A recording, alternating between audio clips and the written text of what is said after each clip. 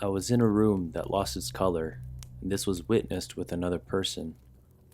I always see these and love reading them, so I will contribute my unexplained experience.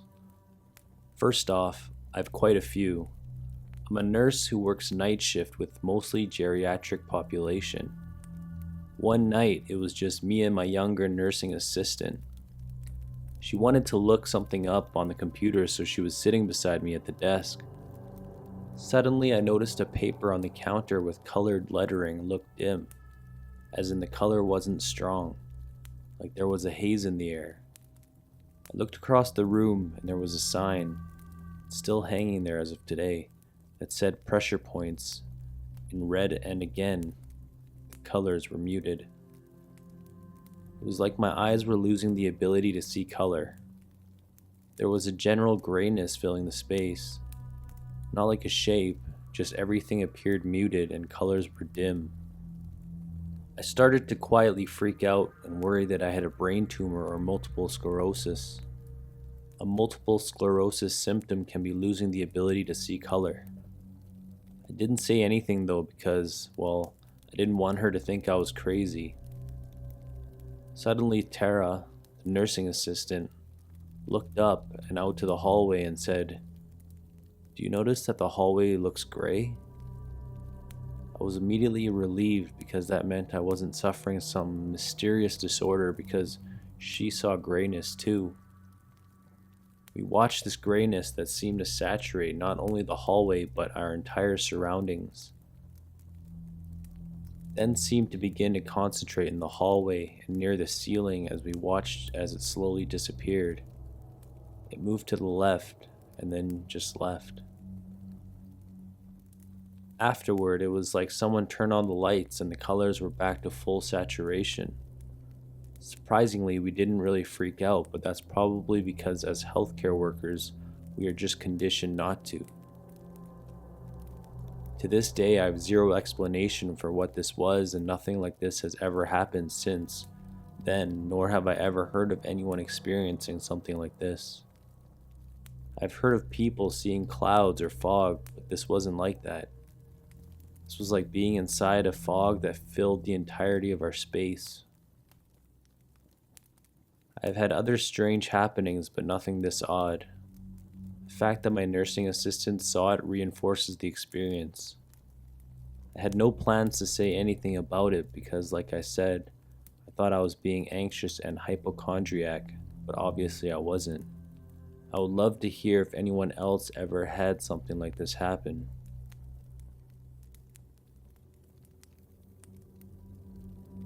My family owns a cottage on the lake. This lake had a cottage on it 80 years ago where 3 teenage girls died when it burned down. My grandmother was at her cottage at the time and heard the screams from across the lake. Every year around the date, early August I believe, she could still hear the screams. Whatever, that was just a form of PTSD, right? Wrong. My father, who wasn't even born when the fire happened, started hearing the screams when he was young. Out of 4 kids, he was the only one to hear them. When I was younger, I started hearing them. The screams echo across the lake, but only my dad and I seem to hear them. It's terrifying.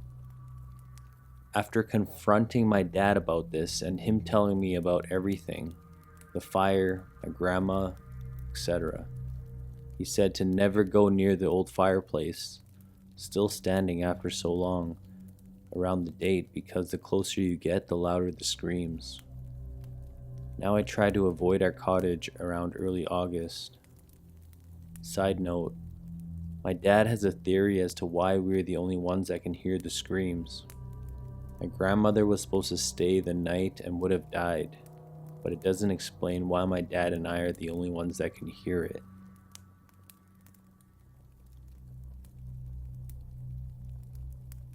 Hopefully this won't get buried. So almost 3 years ago, I was on a holiday with my family and significant other and staying at my childhood home. That place has always been creepy, but nothing really scary has happened to me, My older brother was usually the victim. This night I wake up at around 2 or 3 a.m. needing to pee. I was very comfortable cuddling my significant other though, so I tried to just ignore it and fall back asleep. Like half an hour goes by and I don't feel sleepy anymore and seriously need the bathroom. So I sit up and peek around to find my slippers, and I almost pissed myself when I saw this weird ass person lying in fetal position on the fucking floor. Like it was black, way darker than normal black, even though it was under this rectangle of light that came from the hallway. Then I proceeded to cry. Felt so scared all of a sudden, it woke my significant other up, who then had to console me until daylight. The next day there was nothing on the floor, but I was still extremely creeped out. Since then I've only slept there once, and only with the lights on. It's been over 2 years since I last stepped a foot in my childhood bedroom, and I'm not planning on doing so anytime soon. That's just one, but here's so many things that happen there I don't like to spend much time there anymore. Okay, so here's one of my brothers. When he was 20, we moved to another city, so he was living on his own. He often had friends around because he found this house creepy. One night, 3 of his friends were there and they were playing on the PlayStation. They were sitting on a futon with their feet on the coffee table, and they took a break to chat about whatever. Then one of this guy's legs moves forward, as if someone was pulling him. Poor guy was almost crying, and he went home shortly afterwards. The others stayed, but they didn't sleep at all. Another time, my brother was cleaning up a bit, and he was stacking up the dishes. An ashtray that was on the counter exploded out of nowhere. He wasn't smoking. That might have been an explanation though. Once, this brother and our youngest brother were cooking something. He had the cupboards all open because they are horribly messy like that. While they are goofing off around the stove, they go to get another plate. According to them, this bowl came flying off from the side and almost whacked my little brother in the head. So when I was in the 4th grade, I would often stay at my friend Greg's house. His family was cool and didn't mind me hanging out all the time. Greg always mentioned that his house was haunted. Footsteps in the hallway, shadowy figures, etc. But I never took him seriously. Shut up, Greg, you're not scaring me. One night, we decided to sneak out and wrap toilet paper on our friend's house down the street. We thought we were badasses. We waited till about 3 a.m., stole a roll of toilet paper from the bathroom, and silently left out the front door. We were gone maybe 15 minutes, but we were worn out. So we went to the TV room and took our spots. He was on the pull-out couch, and I was on the floor. I was a weird kid. I preferred it. After watching TV for a bit, we decided to pass out. Soon as we turned the TV off, the light in his kitchen became very bright and loud, almost as if it was going to explode. And footsteps ran from the kitchen to where we were, and I promise I'm not making this up. Couch cushion next to me depressed as if someone was sitting on it. I whispered to Greg, "What was that?" Promptly told me to shut up just as the entire sequence repeated itself. Bright light, footsteps, couch. I threw the covers over my head and somehow went to sleep. The next morning, I awoke under the covers to the sound of Greg getting in trouble. His mom noticed the last roll of toilet paper was gone. Rookie mistake on our part.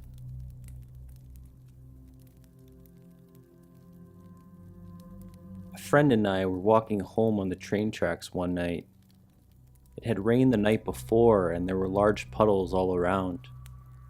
After getting far enough that the streetlights no longer illuminated our path, we heard splashing up ahead. We stopped and looked at each other. both expecting some sort of wild animal to scurry into the surrounding woods. Instead, we saw a skinny bald man crawling out of the water with a look of fear painted on his face. Half concerned, half terrified, we stared at the man as he struggled towards us. We soon realized this man had no legs. His eyes were wide and his mouth was open, seemingly screaming although no sound. We quickly turned around without speaking a word and took the long way back to my house. I haven't seen this friend in about 7 years and always wonder if he remembers what we saw. I still pass by those same tracks regularly, and I always think about that night. I think we saw a ghost of someone that was killed by a train. Many people, even a family friend, had been struck and killed by trains in years leading up to that night. I've never shared this story before.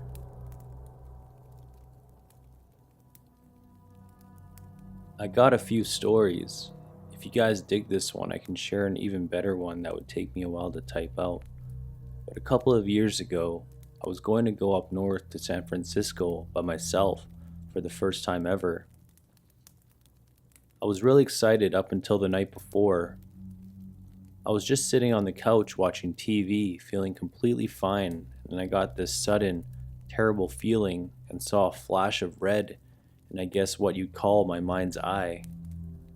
Literally within the next couple of seconds, my mom comes running down the stairs, like panicking almost, and says, "You know you don't have to go tomorrow, right?"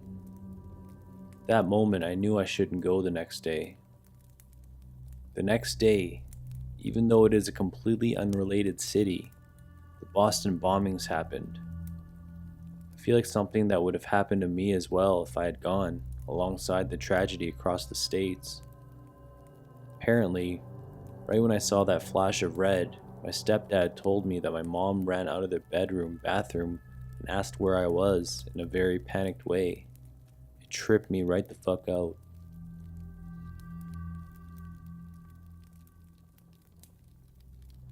Here's some spookiness. This happened to me a few years ago. First, a little backstory to explain. I am Muslim. My huge family tree is Muslim. One of our beliefs, there are spirits called jinn. They don't inhabit the living world, but they visit. They are unseen spirits. Spooky, right?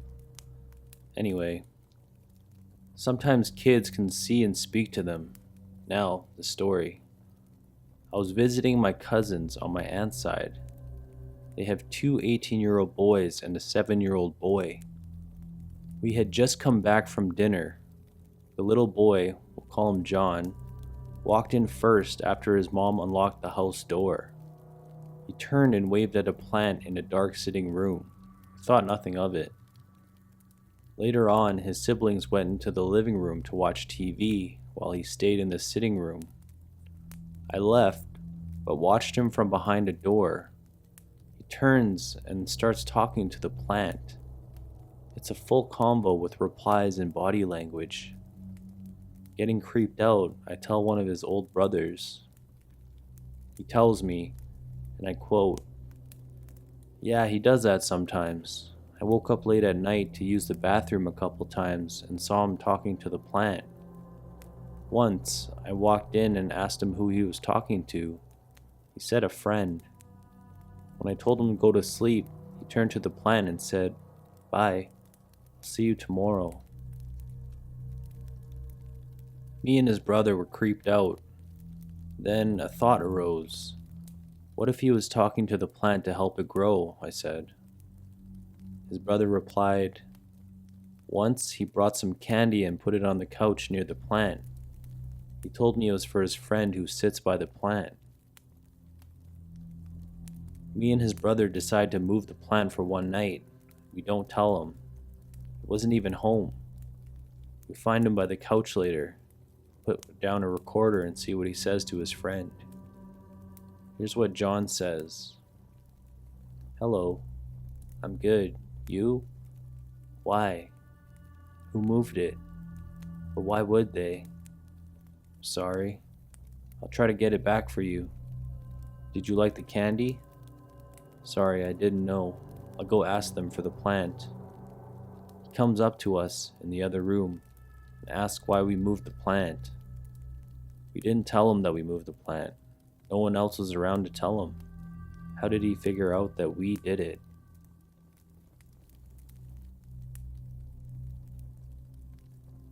When I was around 9, we rescued a dog that we named Billy.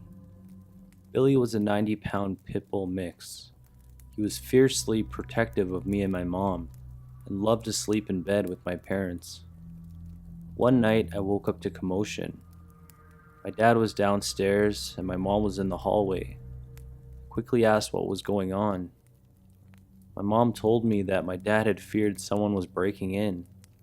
He was a police sergeant, and after hearing a crash from the first floor of our house, he grabbed his sidearm and went downstairs. He came back up a few moments later and looking really worried. He said the house was empty and no signs of forced entry or anything stolen, but all of the pictures on our mantle were face down, and a few of the frames were shattered. He also said that Billy, normally the first to rush down to defend the house, had sat on the stairs crying and growling and would not follow him down. We all settled back into bed slowly, but what started to worry was that Billy came to sleep in my room.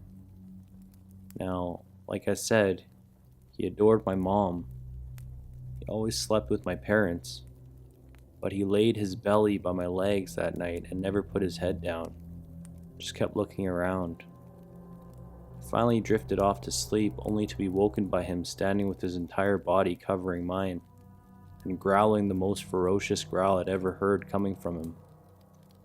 He was growling at the doorway, but there was nothing there. I screamed for my parents, and I'm not ashamed to admit that I slept in their room for the rest of that night and a few more after that.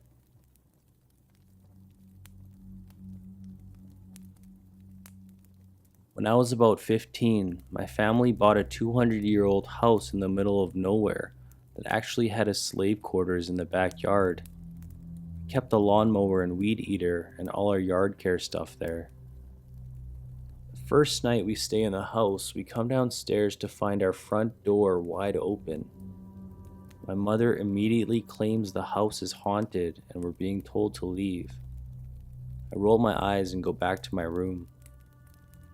Then weird crap starts happening throughout the house. In my bedroom, my computer cuts in the middle of the night. My radio cuts on. About once a week, one of my electronic devices in my room would go nuts for seemingly no reason, and it was legit unnerving. Things end up opened and closed at random for seemingly no reason. At first, I suspect my little sister is playing some sort of joke, but some of the windows and crap being moved are beyond her reach, and that doesn't explain the electronics going haywire. The worst scare I ever got was when my TV, which is in the room next to me, not my bedroom, cut on at like 3 a.m. one night, and I happened to be watching MTV2 earlier in the day, and of course, the volume is up loud and they're playing some screamy Slipknot song or something, and I wake up thrashing, trying to get out of bed. My whole family comes upstairs because it disturbed them too. My mother decides we need to research the house. Turns out, our home is listed as a historic building, and as such, it has tons of easily accessible history to it at the local library. Part of that history involves a priest who, for some unknown reason, hung himself in the room that ended up being my younger sister's bedroom. We never told her. Little Vietnamese lady who cuts my hair randomly tells me she believes in supernatural stuff, and in an effort to entertain her, I start telling her about the weird things going on in my house. She gives me a tiny statue of a little man and tells me to put it somewhere high up in my home. I put the statue way up on my tallest dresser, which is the highest elevated point inside the house that isn't the attic. All unexplained crap in my room and downstairs stops immediately, except there are occasional strange noises coming from the attic. We never go in the attic. I turn 18 and move out. Eventually, my family moves out of the house. It probably simply got lost in the move, but when the time comes to move everything out, our little statue guy is nowhere to be found. I remember thinking, I hope the next family that lives there finds him, when my mom told me.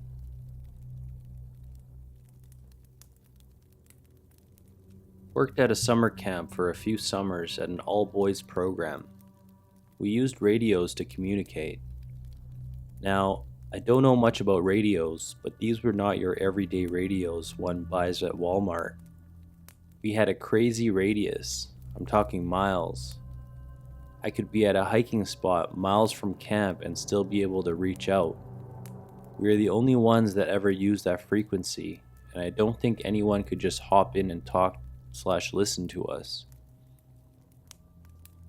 One night, I woke up to static from my radio. You could make out someone saying something.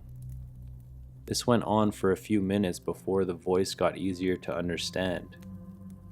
I was dozing in and out of sleep with the sound on the background. My co-counselor woke me up asking if I heard that from the radio. Quickly got down, grabbed the radio, and turned on the lights. The kids in our bunk were waking up. Everyone sat in silence with the static on the background. What I heard next I'll never forget. This voice sounded like a young girl. Help me. I'm stuck. Ran the radio to the office, where more counselors had already gathered. They had heard the same thing, and the static was still there. We woke up all of the camp and did a head count and a radio count. Nothing out of the ordinary. We never know where it came from or who it was. The cops were called, but couldn't do much about it. I worked there for a few more summers. Every once in a while, I'd wake up from the static on my radio. Always freaks me out.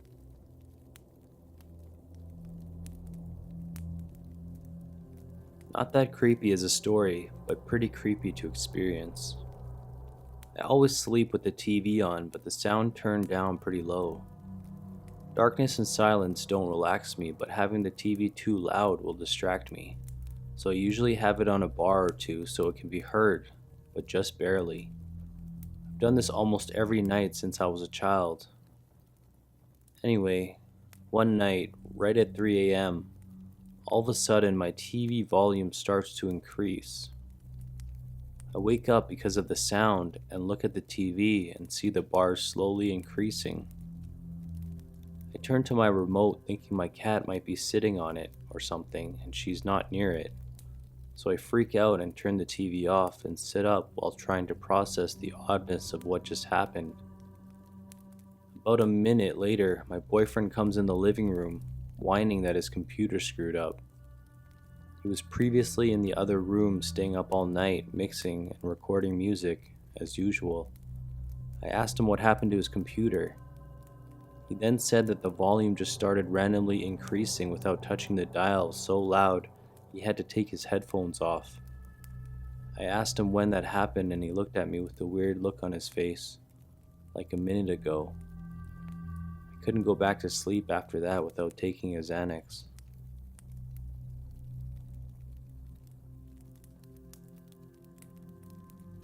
I actually have a few stories, none of them too major, just creepy things that I've seen. One time, a couple of years ago, I was taking a shower. It was a normal day, nothing out of the ordinary happened. So when I was done, I stepped out of the shower and looked to the towel rack so I could grab one to dry myself off. But I see the towel, and there's a bulge in it, about the same size and shape of a human head. Nothing underneath the towel. It was as if someone was sticking their head through the wall and looking at me through the towel. It looked creepy. but I thought it could just be the vent underneath it blowing wind into it strangely. So I reached my hand towards it to push the air or whatever it was out of it and touched it. It was solid. It was very solid. I recoiled and jumped back a foot and the shape sunk away again. When I took the towel off the rack, there was nothing underneath it. This scared the hell out of me.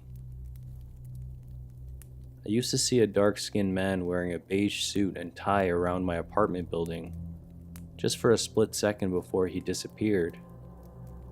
I saw him a couple times in the lobby of the building, just sitting there, with one leg crossed over the other. I saw him once in my apartment like that too. This wasn't terribly creepy, but I thought it was worth mentioning.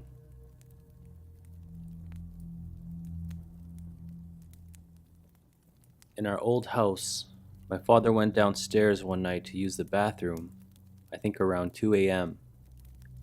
In order to reach our bathroom, you have to go through the living room, a kitchen, and then the porch, then you reach the loo. It was a pain. My dad got to the bottom of the stairs and went to open the living room door, but could hear whispering, like 2 or 3 hushed and rushed voices. But he couldn't make out what was being said. Straight away he thought burglars. So he grabbed a golf club that was in the hall and went to open the door. As he grabbed the door handle, it was red hot. It burned the shit out of his palm. He pushed the door open with his foot and the whispering stopped. Dead silence. My dad rinsed his hand under cold water, used the toilet, and went back upstairs. He showed my mother the burn. She was woken up by him shouting. She vividly remembers seeing this huge-ass pink burn, but the next morning, completely gone. Not a single mark on his palm. Nothing. For years I thought maybe they were drunk or high or some shit, but it happened to me personally too. Almost the exact same situation. I was going downstairs to get some snacks. I was up playing on DBZ Budokai all night. It was about 2 a.m. As I approached the living room door, I could vividly hear whispering voices. Male and female tones, hushed, rapid voices which sounded like arguing. I actually thought maybe my parents were still up.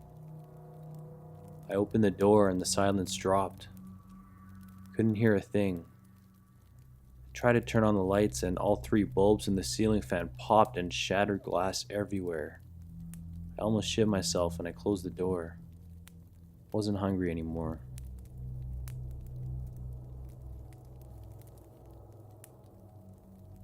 This happened to my mom, but it's still very interesting.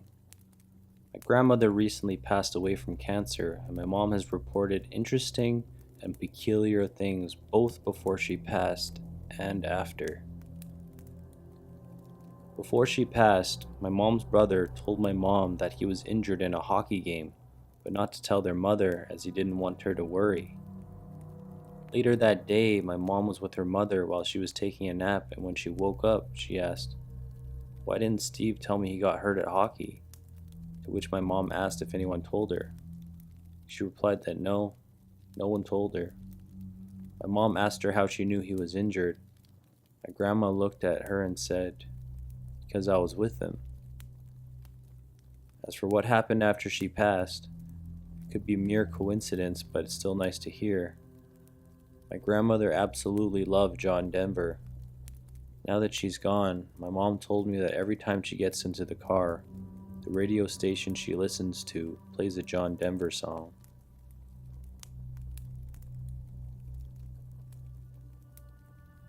12-ish years ago, on tour with my band, stayed the night in somebody's house who was nice enough to take us in for the night after the show. Me and our bass player Dave in one room, a drummer Ty in the other room right next to it. I woke up at like 1 and couldn't sleep. At about 2, Dave started talking to himself in his sleep.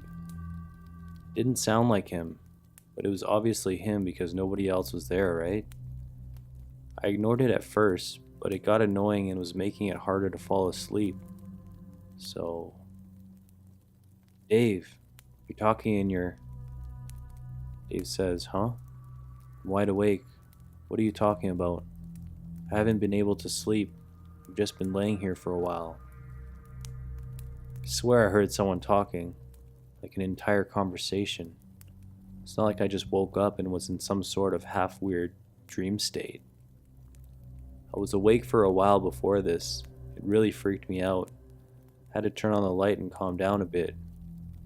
We even went and got Ty because he was a few years older and I thought he might calm me down. Eventually went to sleep. The next morning, we get in the van and head to the next town. As we're pulling out of the driveway, Ty tells me that he didn't say anything last night because he didn't want me to freak out more. But when we woke him up, he saw something strange. When he went to bed, the door to the attic was in his room and it wouldn't stay shut, just the way it was hung. He took a heavy space heater and put it in front of the door to keep it closed. And then he went to bed. When we woke him up, it had been moved and the attic door was wide open.